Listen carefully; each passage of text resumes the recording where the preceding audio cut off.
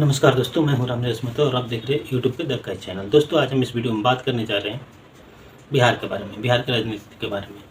आज आप देखिए, बिहार में मतलब लगभग 30-35 साल से कुल मिलाकर 3 लोगों को मिलकर चल रहा था। 3 लोगों में से कौन था? लालू प्रसाद और नीतीश कुमार और बीजेपी। ट्रिपल इंजन की सरकार हमेशा ही चलता रहा बिहार में, लेकिन आज तक कभी भी जो विकास का नाम होता है, ऐसा कोई विकास जैसा चीज़ हुआ नहीं है। अब विकास कौन पैदा करेगा ये तो पता नहीं, विकास बिहार के लोग ही पैदा करेंगे, अब चाहे वो जैसा पैदा करें। लेकिन अब एक नया पार्टी का उदय हुआ है दोस्तों। उस पार्टी ने अपना नाम में ही घपला कर रखा है। अब आप सोचिए, जिस पार्टी ने पार्टी का नाम रखने में ही घपला कर लिया हो, उससे आप क्या उम्मीद लगा सकते हैं? कुछ उम्मीद लगा सकते हैं? बिल्कुल नहीं।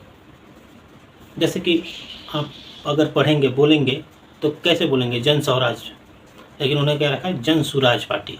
जन सुराज मीन्स क्या? मतलब सुराज क्या होता है? सुराज का कोई अर्थ होता है क्या? अगर भोजपुरी में भी बोलेंगे तो जन सुराज बोलेंगे तो भी वो मतलब करेक्ट नहीं माना जाता, उससे स्वराज ही अच्छा होता है।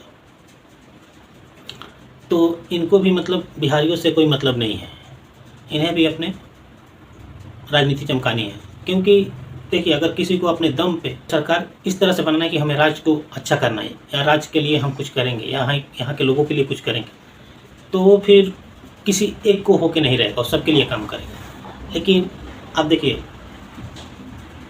जब ये अपना प्रशांत किशोर जी है, पीके साहब, ये वोट के चक्कर में बेचारे जाके और मुस्लिम भाई लोग के साथ में, चलो ठीक है, सबके साथ में जाना चाहिए, सबके साथ में मिले, लेकिन साफा इतना बड़ा रखे थे कि कोई मतलब आरबी लोग रखते हो वैसा वाला साफा रखे थे, एकदम कांधे पे। सबसे ज़्यादा मुस्लिम यही लग रहे थे। और मैं कह रहा हूँ, गारंटी के साथ कह रहा हूँ कि जो लोग ऐसा करेंगे, आप मानो या नहीं मानो, जो लोग किसी एक तरफ से अगर कुछ कर रहे हैं, वो कभी भी आपका हो नहीं सकते और ना ही कभी भी आपका भला कर सकते हैं। ठीक है, तो अब आप लोग जानते हैं किसे चुनना है। मतलब जो भी आएगा राजनीति में बिहार में, वो जाति पे काम करेगा, धर्म पे काम करेगा, ऊंची नीची पे काम करेगा। अब यही इतना दिन से करते करते और कुछ नहीं हुआ, बस इतना ही काम बाकी है। अगड़ा पिछड़ा का राजनीति, जाति पे राजनीति, हिंदू मुसलमान पे राजनीति, एमओआई समीकरण, इतना ही चीज़ बचा है। ओबीसी पिछड़ा, फिर अत्यंत पिछड़ा, फिर और पता नहीं कितना पिछड़ा। अरे भाई, यहाँ इतना जात देखते हैं कि बिहार कितना पिछड़ा हो गया, किसी को पता ही नहीं है। नेता से पूछेंगे तो कहेंगे हमारा बिहार तो नंबर 1 पे चल रहा है जीडीपी में। लेकिन जो लोग बाहर रहते हैं उनको पता है कि कितना नंबर 1 पे चल रहा है बिहार और कितना किस चीज़ पे चल रहा है। दोस्तों, मैं नहीं जानता हूँ कि ये क्या करेंगे क्या नहीं, लेकिन इनकी जो चाल है उससे मुझे नहीं लगता कि कुछ ज़्यादा अच्छा करेंगे। क्योंकि ये ना बागी होकर अपना पार्टी बनाए हैं। जो प्रशांत किशोर जी हैं, ये बागी होकर, मतलब पहले बीजेपी के लिए काम करते थे, चुनाव जीता जाइए, उसके बाद में इनको कुछ मिला नहीं। मतलब हिसाब से देखना चाहिए तो इनको कुछ देना चाहिए। नरेंद्र मोदी को कोई राज्यसभा में सीट दे देते, क्योंकि बहुत मेहनत किए थे बेचारे, लेकिन कुछ मिला नहीं। तो बाद में ये ममता के जाके बंगाल से चुनाव लड़ाए, उनको तरीका होता है। अब इनको और कुछ नहीं मिला तो ये अपना पार्टी बनाए बिहार में, और उसी में लगे हुए किसी तरह से। जो लोग लूट के गए वो लोग गए हैं, अब ये क्या करेंगे तो पता नहीं। लेकिन जो लोग, कोई देखिए, अगर कोई एमओआई समीकरण की तरफ झुक गया, कोई एम की तरफ झुक गया, कोई वाई की तरफ झुक गया, कोई राजपूत भूमिका की तरफ झुक गया, कोई अगड़ा पिछड़ा के तरफ झुक गया, अगर इन सब की तरफ कोई भी झुक रहा है तो बिहार के लिए कुछ नहीं करेगा। बिहार के लिए वही कुछ करेगा, बिहार के लोगों के लिए वही कुछ करेगा जो बिहार के लिए झुकेगा और बिहार को आगे बढ़ाने के लिए कुछ करेगा। लेकिन अभी तक जितने भी राजनेता बिहार में, एक कहीं ना कहीं किसी न किसी तरफ झुके हुए हैं। तो इन लोगों से तो भला होने वाला नहीं है। अगर आप लोग समझ गए होंगे, और उम्मीद करता हूँ कि समझ जाएंगे आप लोग भी, क्योंकि जो भी किसी एक तरफ झुक जाएगा वो कहाँ से दूसरी तरफ देखेगा? कुछ नहीं देखेगा, कुछ नहीं कर सकता किसी के लिए। आज बिहार को किस नज़र से लोग देखते हैं? एक आरक्षण आदमी के जैसे देखते हैं। कोई कहता है हम इतना देते हैं पैसा, कोई राज्य कहता है हम इतना, जब केंद्र सरकार देता है बिहार को। बिहार एक कमजोर राज्य जिसकी वजह से केंद्र सरकार सभी राज्य से ज़्यादा पैसा देता है, लेकिन कहाँ जाता है, क्या होता है, पता नहीं। वो सभी अलग की बात है, जो बात है सो है। मैं ये नहीं कहूँगा कि वहाँ पे घोटाले नहीं होते हैं, चाहे किसी की भी सरकार हो। मैंने सुना है बिहार के बड़े बड़े लीडर लोग का, नीतीश कुमार, लालू प्रसाद जैसे लोगों को, पता है क्या कहते हैं? बिहारी बाहर नहीं जाएगा तो जो काम काज होता है शहरों में, बड़े बड़े बिल्डिंग बनते हैं, वो बनेगा ही नहीं। अरे बिहारी न जाए तो बिहारी न जाए तो दिल्ली, बम्बई, महाराष्ट्र, बेंगलोर सब रुक जाएगा। रुकना बेली रुक जाएगा, घंटा रुक जाएगा बिहारी के आने से और जाने से। यहाँ के लोग किस तरह से गाली देते हैं, तुम लोग को तो सुनना नहीं पड़ता है, जो सुनता है उसको पता है। और करने को तुम लोग कुछ नहीं करोगे भाई। अपनी कमियाँ, मैं चाहता हूँ कि बिहार को ऐसा सुरक्षित राज्य बना दिया जाए, दुनिया का सबसे सुरक्षित राज्य। वो जगह आप कहोगे कि ये होगा नहीं, हो सकता है, कुछ भी हो सकता है होने को। आप करना चाहोगे तो बहुत कुछ होगा, नहीं करना चाहोगे तो कुछ नहीं होगा। एक फिल्म है कुरुक्षेत्र, शायद कुरुक्षेत्र फिल्म है, मुझे से याद नहीं फिल्म का नाम, लेकिन उसमें संजय कहता है चलो मैं तुम्हें, अपने परिवार को कहते हैं चलो मैं तुम्हें ऐसे जगह पर रख देता हूँ जहाँ सुरक्षित रहोगे। तो उसकी बीवी होती है महिमा चौधरी, कहती है दुनिया में ऐसा कौन सी सुरक्षित जगह है जहाँ, अगर ऐसा कोई दुनिया में सुरक्षित जगह होता तो सारे लोग जाकर वहीं पर रह जाते हैं। संजय कहता है एक है ऐसा जगह है। अच्छा, वो खुद पुलिस वाला रहता है और नेताओं से बचाने के लिए अपने बच्चों कहाँ रखते हैं, गुंडाघर में।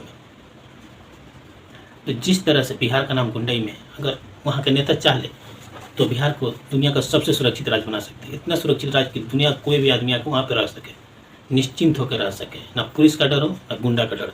लेकिन चाहोगे तब तो ऐसा कुछ करना। वैसे भी नीतीश कुमार जी का तो क्या है कि इच्छा खत्म हो गया उनका।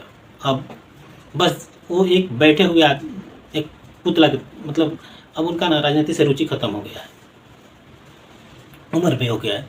तो सबसे पहले तो उनको खुद ही छोड़ देना चाहिए और कोई नया पार्टी बनाओ भाई लोग। क्या बिहार में लोग नहीं है? लेकिन बिहार में एक चीज़ तो इतना अच्छा है, जातिवाद, जिसका हद हिसाब नहीं। और जो लोग जातिवाद पे जब तक वोट देते रहेंगे उनके बाल बच्चे ऐसे ही बाहर में गालियाँ सुनते रहेंगे। मैं अच्छे से घर के लोग को, इस बार मैं गया था गाँव तो देखा कि बाहर जाके कमा रहे, जो लोग कभी ज़िंदगी में बाहर का मुँह नहीं देखे वो लोग भी दिल्ली जाके काम कर रहे हैं। क्यों कर रहे हैं काम? वहाँ पे क्यों जाना उनको? शहर के लोग, गांव को तो छोड़ दीजिए, गांव के लोग तो भला जाते ही हैं, उनका तो नसीब में लिखा गया है। शहर के लोग जहाँ पे काम है वहाँ के लोग जाते हैं, जिनके घर में खुद के घर में कई लोग काम कर रहे हैं। कुछ ना कुछ इच्छा है, कुछ ना कुछ, मतलब इच्छा तो रहता ही है ना, ऐसा तो है नहीं कि इच्छा नहीं रहेगा। लेकिन अगर वही पैसा वहाँ पे उनको मिलता तो क्यों जाते बाहर? थोड़ा कम ही मिलता तो भी नहीं जाते।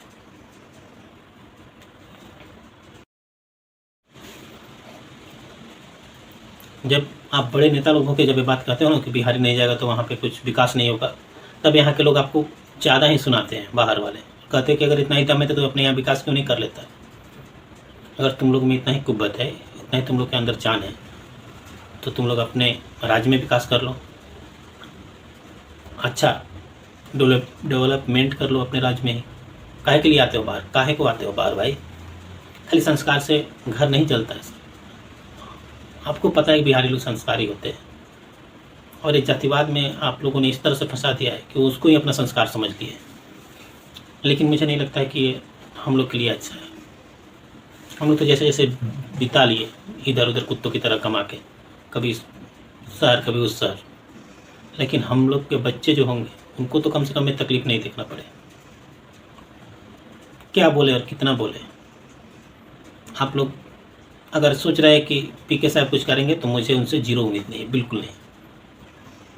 क्योंकि पहले ही दिखा दिया कि मैं किधर न किधर एक तरफ झुका रहूँगा तो मुझे वोट मिलेगा। जो आदमी वोट के लिए कहीं लेट गया, कहीं झुक गया, वो विकास कभी नहीं कर सकता है, कभी नहीं।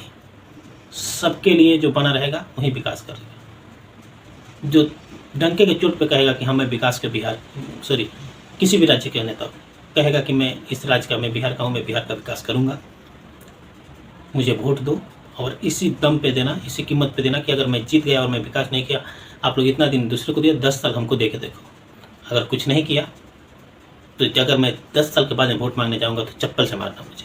इतना हिम्मत होनी चाहिए किसी। अगर इस हिम्मत से कोई वोट मांग गया तो पक्का है वो विकास करके दिखाएगा। अगर वो ये कह के वोट मांगे कि आप लोगों ने इतना दिन तक दूसरे का साथ दिया, इन लोगों को दिया 50 साल 40 साल, हमको 10 साल दे के देखो। मैं बिहार की जनता से बात करता हूँ। अगर 10 साल में मैं विकास नहीं किया तो मुझे चप्पल से मारना, अगर मैं वोट मांगने आ गया तो, या मेरे पार्टी का कोई आदमी आएगा तो। ये दम होना चाहिए, हनक होनी चाहिए अपनी बातों में, ताकि लोग को इस समझ में आए कि हाँ इस आदमी को मैं वोट दूंगा तो हमारे लिए काम करेगा, हमारा साथ देगा। लेकिन नहीं, फिर वही यहाँ पिछड़े लोग हैं, अगड़े पिछड़े की राजनीति, MY समीकरण की राजनीति, ये भी तो जाके वही कर रहे हैं भाई साहब। तो ये क्या विकास करेंगे?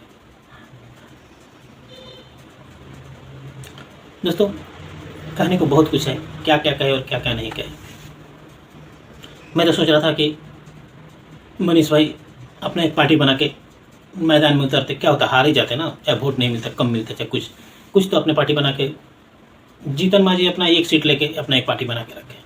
कम से कम मनीष कश्यप भाई को तो अपना पार्टी बनाना चाहिए। कहीं ना कहीं एक आध सीट तो मिल ही जाएगा, इस बार मिलेगा। लेकिन अगर कंटिन्यू वो जितना मेहनत करते रहे तो अगली बार में तो पक्का है कि उनको अच्छा खासा सीट मिलेगा, सरकार बनाने तक की नौबत आ सकती है। क्योंकि पता है कि जो भाई साहब अगर ये भी जीत जाएंगे ना, ये क्या नाम है इनका,